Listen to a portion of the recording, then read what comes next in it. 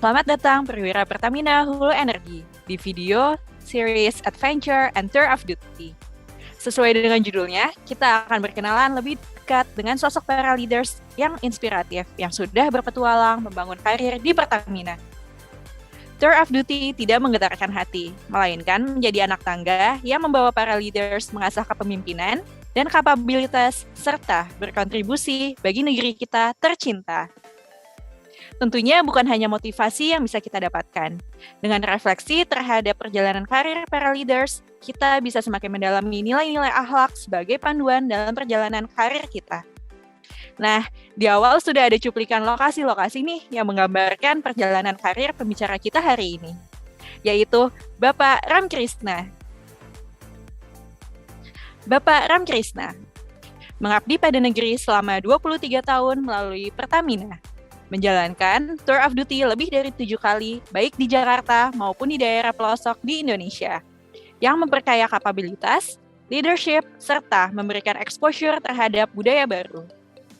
Seorang lifelong learner yang berkontribusi aktif menjaga produktivitas energi selama pandemi COVID-19. Halo, selamat pagi Pak Krisna. Bagaimana Pak kabarnya hari ini? Alhamdulillah, saya baik pagi ini Bu Aziza. Bagaimana kabar Bu Aziza pagi hari ini? Alhamdulillah, baik Pak. Terima kasih Pak sudah meluangkan waktu untuk berbincang sejenak bersama kami, di mana hari ini kita akan berdiskusi mengenai kilas balik perjalanan karir Bapak dan tour of duty sebagai seorang perwira Pertamina. Sebelum kita diskusi lebih dalam, rekan-rekan perwira ingin tahu nih Pak, apa saja sih kesibukan Bapak pada saat ini? Bu Aziza, jadi memang sekarang ini saya menjabat sebagai General Manager Zona 10. Setelah sebelumnya saya menjabat sebagai Field Manager di Lapangan Tambun. Selain saya menjabat sebagai General Manager Zona 10, saya juga sekarang sedang mengambil pendidikan doktor untuk di bidang ekonomi manajemen. Dan di samping itu juga saya mengajar di rumah belajar anak Senen, yang mana untuk mengajar anak-anak yang tidak mampu. Selain itu juga saya menjadi technical advisor untuk di SPE, dan saya juga menjabat sebagai ketua membership untuk di ADMI. Demikian Bu Aziza untuk kesibukan saya sekarang ini.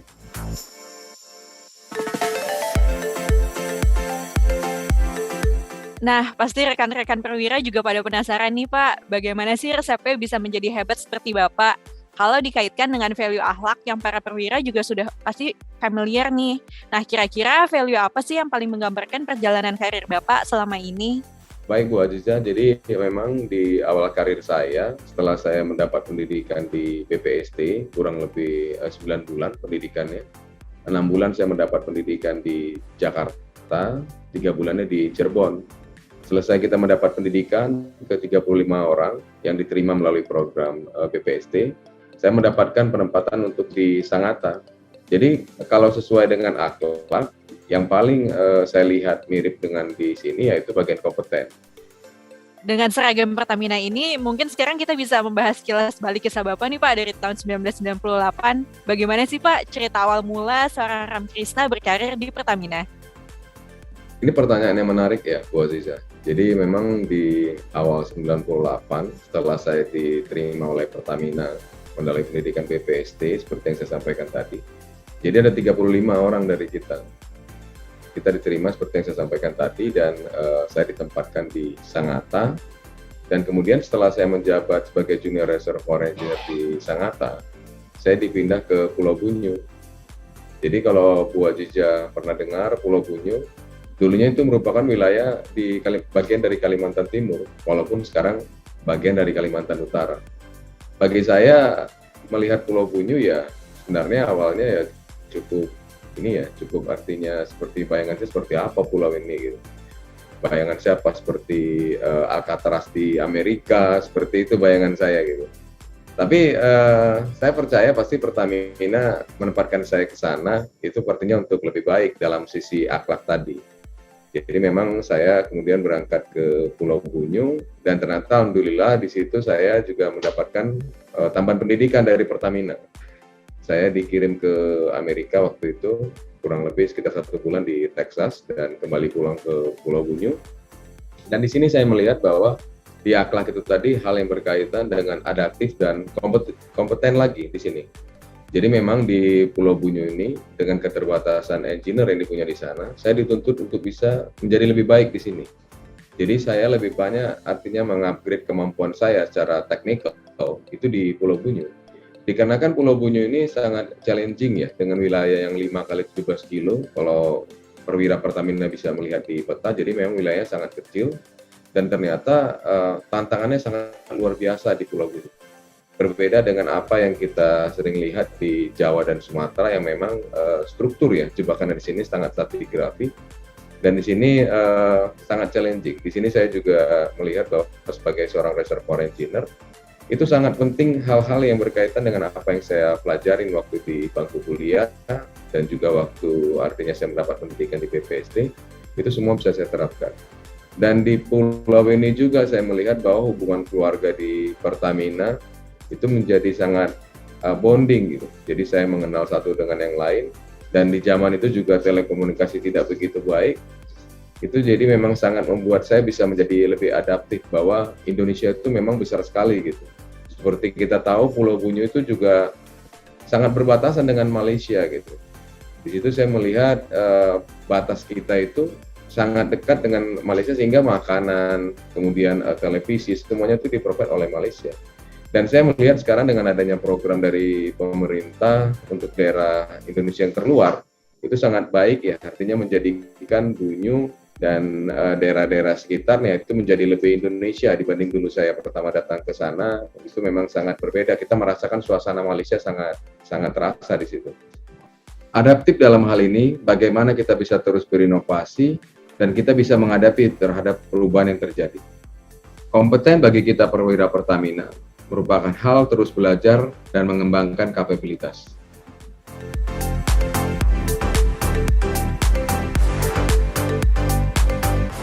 Melihat pengalaman Bapak mulai dari tahun 2002 hingga tahun 2015 yang berawal dari Pulau Bunyu hingga ke Jakarta, karir Pak Krisna beranjak sangat cepat ya.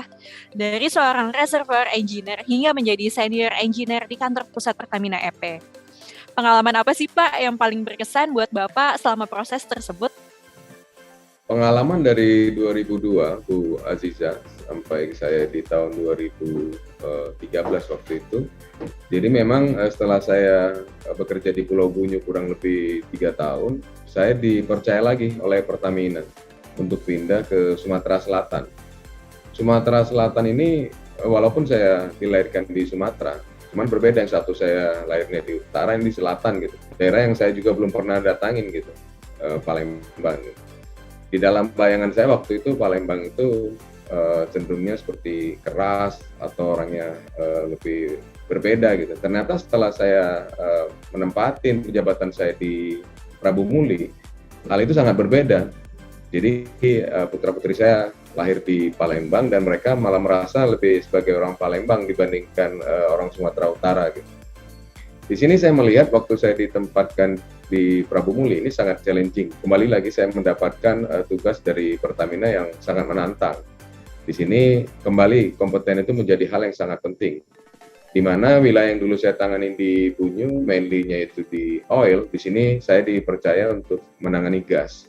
Jadi memang seperti kita tahu gasnya di Sumatera Selatan itu sangat besar, seperti dari Musi dan dari Lembak. Dan saya mendapatkan amanah waktu itu untuk menjabat sebagai reservoir engineer yang menangani wilayah untuk gasnya khususnya di wilayah Musi waktu itu. Di sini saya melihat tantangan di gas ini sangat berbeda ya. Di sini saya kembali harus mengupgrade bahwa melihat seperti apa sebenarnya hal berkaitan dengan gas, cara mengelola lapangan gas itu seperti apa gitu. Dan kembali saya merasa saya bisa lebih banyak menginput diri saya lebih banyak bisa belajar, dan kemudian saya mendapatkan amanah dari Pertamina waktu itu. Saya mendapatkan amanah menjadi senior reservoir engineer, dan kemudian saya mendapatkan amanah kembali setelah saya mendapatkan pendidikan kurang lebih 3 bulan di Amerika waktu itu di California untuk bidang EOR. Saya dipercaya menjadi Chief EOR waktu itu. Jadi memang saya menangani khusus bagaimana menangani injeksi, sehingga injeksi water di sana karena memang lapangannya sudah tua dan banyak memproduksi air. Di situ saya bisa melakukan hal yang berkaitan dengan water management, dan kemudian alhamdulillah cukup baik ini. Dan kemudian yang sangat saya lihat sangat membantu saya waktu itu, saya dipercaya menjadi leader untuk sistem sinergi optimasi produksi, atau dulunya sebenarnya itu adopt dari PTL yang punya Shell. Saya mendapatkan kepercayaan untuk mendapatkan pendidikan kembali di Belanda waktu itu, kurang lebih sekitar 2 minggu untuk belajar langsung seperti apa penerapan SSOP ini.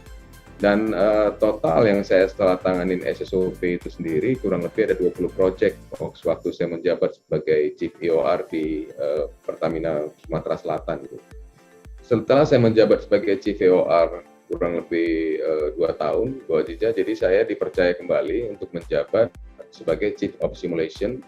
Dan di sini beberapa proyek saya tanganin berkaitan dengan simulasi. Ini kembali lagi ke basic awal saya yang memang sebagai reservoir engineer. Ada beberapa proyek yang saya tangani seperti wilayah di Sumatera bagian utara, Rantau. Kemudian ada beberapa proyek yang berkaitan dengan gas yang saya tangani juga seperti di Musi. Jadi simulasinya beberapa kita kerjakan. Dan di tahun 2013 saya mendapatkan kepercayaan untuk menjabat sebagai reservoir spesialis di Jakarta. Di sini secara pekerjaan ini semakin luas ya, artinya dulunya saya cuma mengurusin wilayah Sumatera bagian selatan. Sebagai seorang reservoir spesialis di Jakarta, di sini saya harus bisa lebih seperti helikopter view cara memandangnya. Jadi saya melihat tidak hanya wilayah di Sumatera atau di Bunyu yang memang dulu pernah saya tangani, termasuk juga wilayah di Jawa sampai ke Papua. Ini semakin mengupgrade kemampuan dari kompetensi saya untuk bisa melihat banyak wilayah-wilayah yang memang masuk ke wilayah PT Pertamina EP waktu itu. Sebagai reservoir spesialis ini, saya juga mendapatkan amanah untuk memastikan bahwa regenerasi reservoir engineer ke depan itu menjadi lebih baik. Jadi memang waktu itu saya menjadi subject matter expert, di mana saya melakukan artinya pembinaan untuk teman-teman reservoir yang berada tidak hanya di wilayah Sumatera dan Kalimantan, namun seluruh reservoir engineer yang berada di Pertamina EP. Jadi kami membuat panduan, dalam hal ini saya ditunjuk sebagai koordinator, membuat panduan untuk reservoir engineer, dan untuk memastikan kompetensi mereka bisa mengejar untuk menjadikan Pertamina menuju world class.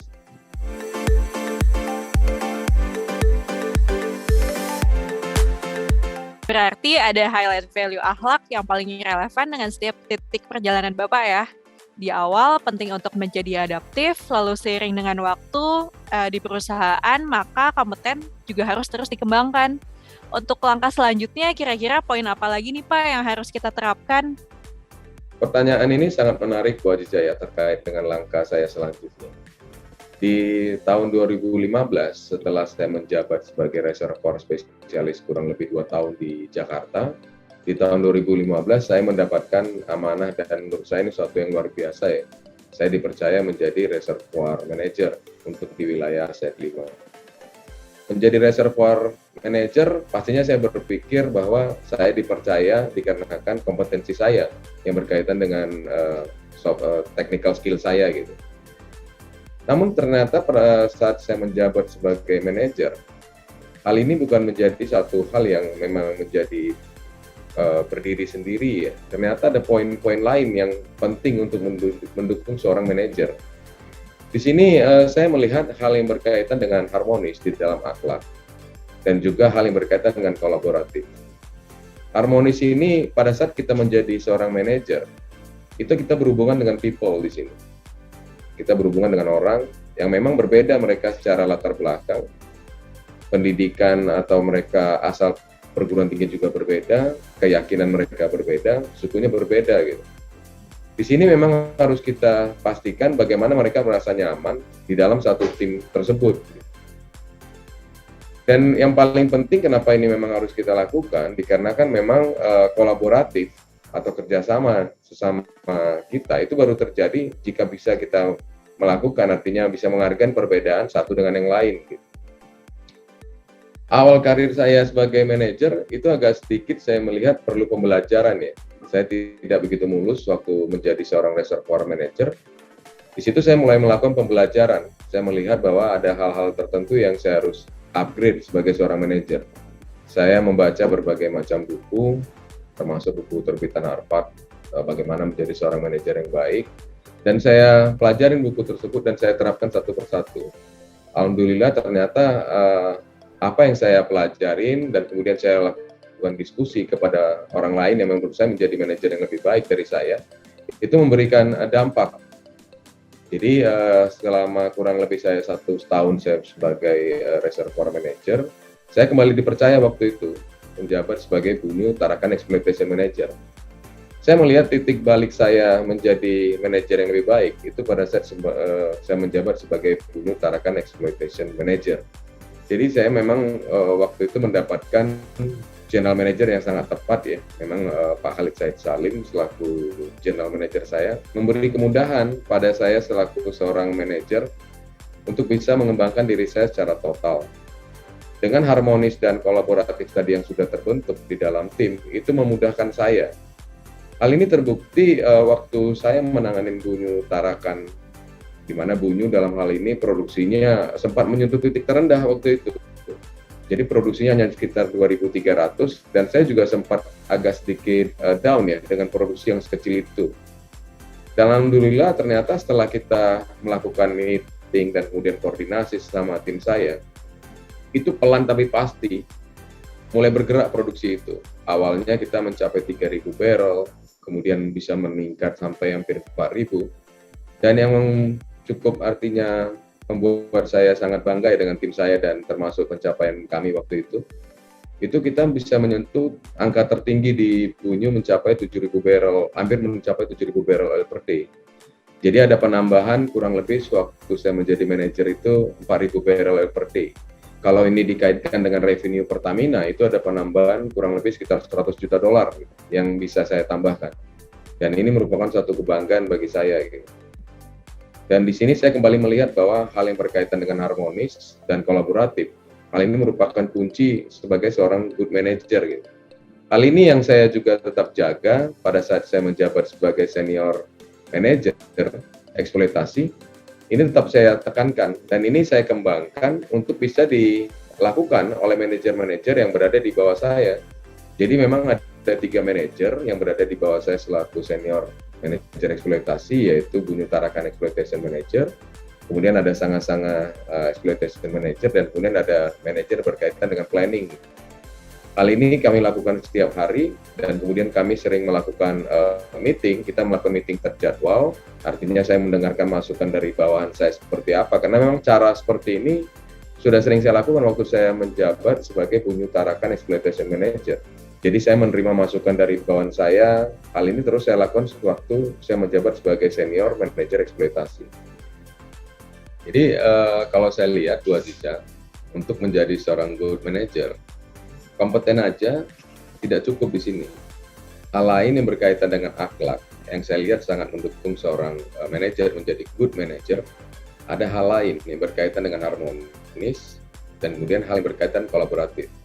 Hal ini sangat dibutuhkan oleh seorang manajer untuk mendukung langkahnya menjadi seorang manajer yang baik bagi timnya dan juga bagi Pertamina.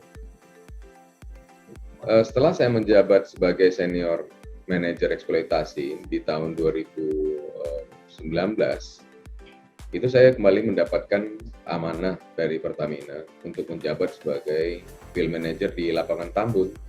Jadi memang saya dari perjalanan karir saya belum pernah bekerja di Pulau Jawa. Ini merupakan pertama kali bagi saya bekerja di Pulau Jawa dan tepatnya di Tambun. Tambun ini merupakan daerah yang berdekatan sekali dengan Jakarta dan itu terletak di dekat kota Bekasi. Ya kalau ditanya pasti kita cukup senang. Ternyata challenging di sini. Gitu. Challengingnya hal yang berkaitan dengan masyarakat sekitar. Di sini saya melihat pada saat menjadi seorang field manager itu sangat berbeda dengan pada saat saya menjabat sebagai senior manager eksploitasi. Di mana pada saat menjabat sebagai senior manager eksploitasi kita berhubungan dengan bawah tanah.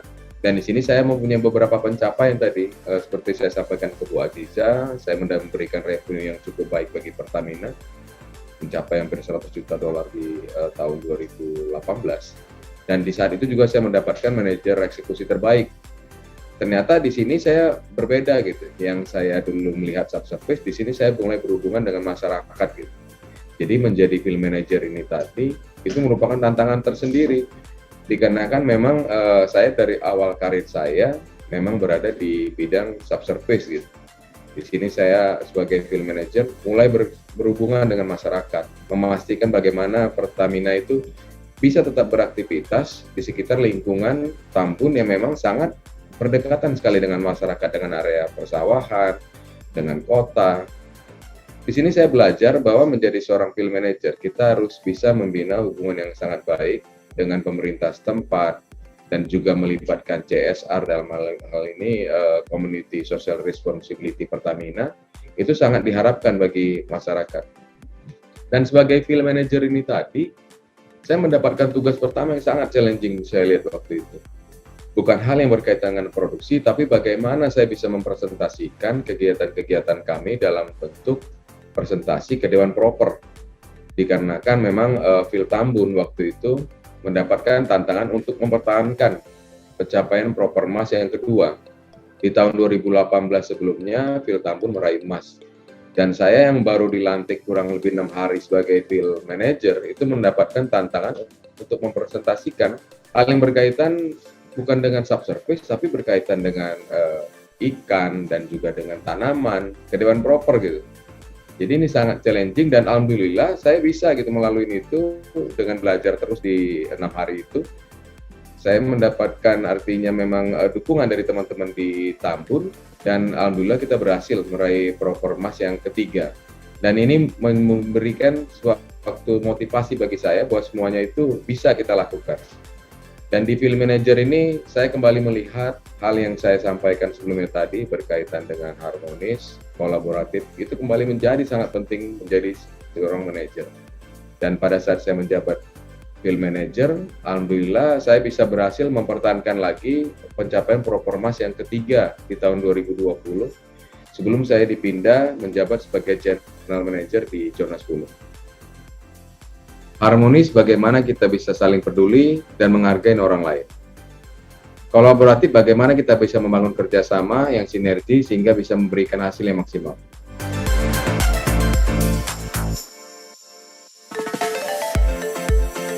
Selanjutnya, dalam perjalanan karir Bapak, Pak Krisna mendapatkan amanah nih perwira menjadi GM di zona 10 ya Pak.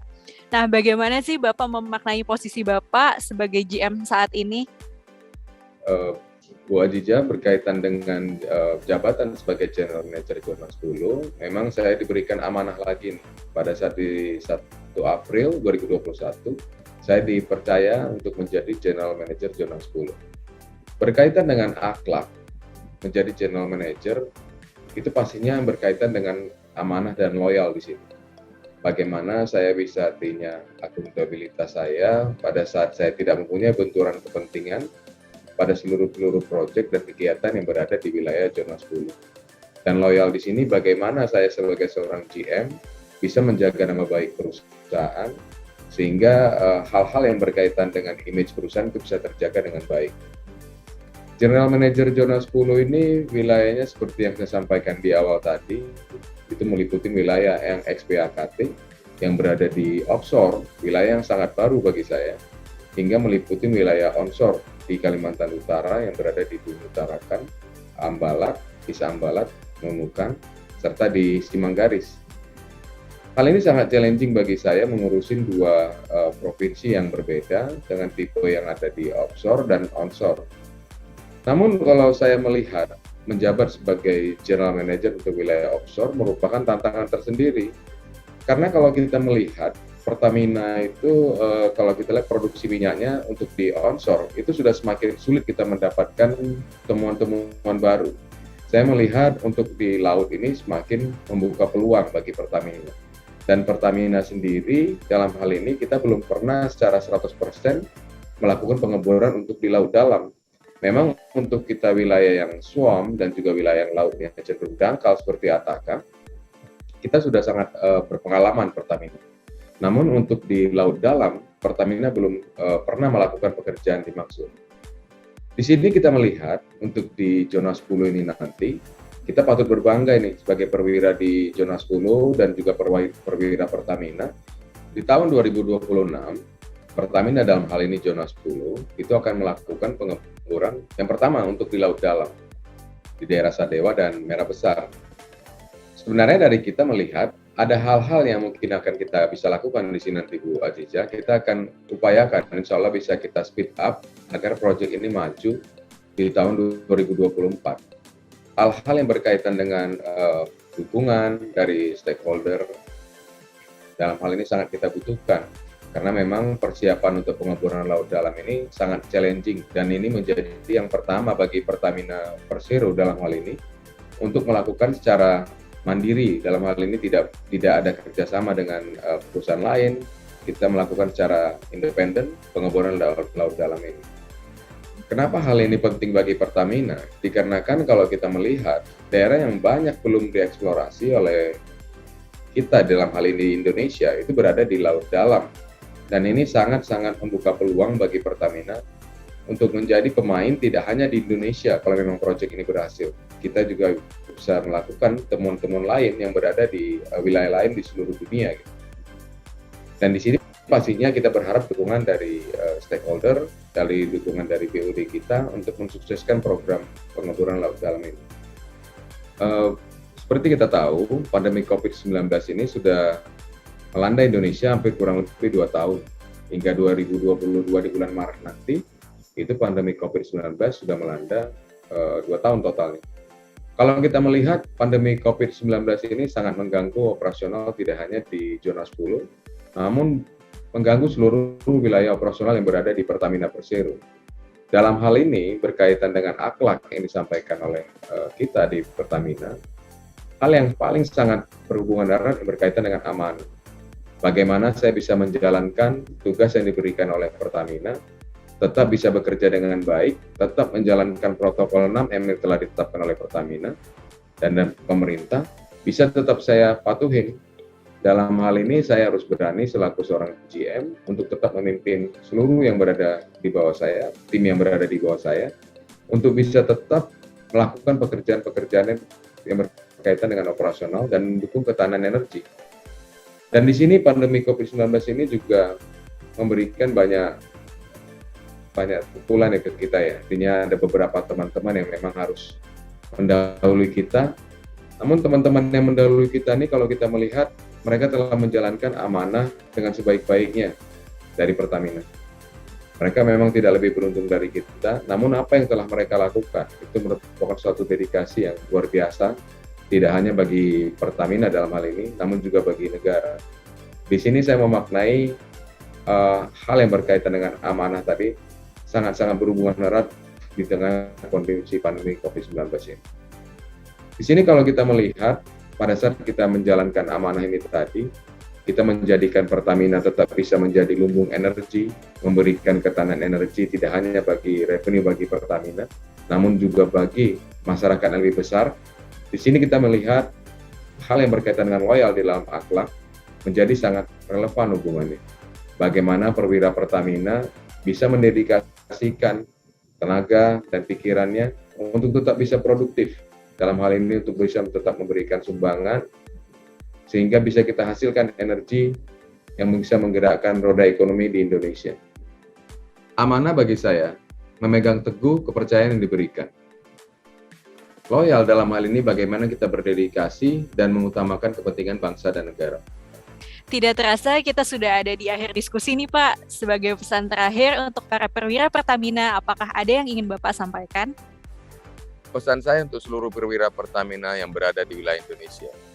Pada saat kita menerima amanah dari Pertamina untuk menerima posisi baru, kita harus berani bersikap positif. Kita harus berani keluar dari comfort zone. Keluar dari comfort zone ini, kita harus lebih berani proaktif dalam belajar. Belajar tidak hanya melalui orang lain, tapi juga bisa melalui media sosial, bisa melalui buku. Saya yakin insya Allah dengan cara proaktif dan sikap positif ini akan menjadikan kita semakin baik dalam menjalankan amanah dari Pertamina ini. Mengembangkan diri sendiri dan percaya akan kemampuan kita akan memberikan hasil yang baik pada akhirnya. Tetaplah percaya pada diri sendiri dan terus kembangkan kemampuan kita. Trying new things may be hard, but it will be fruitful one day.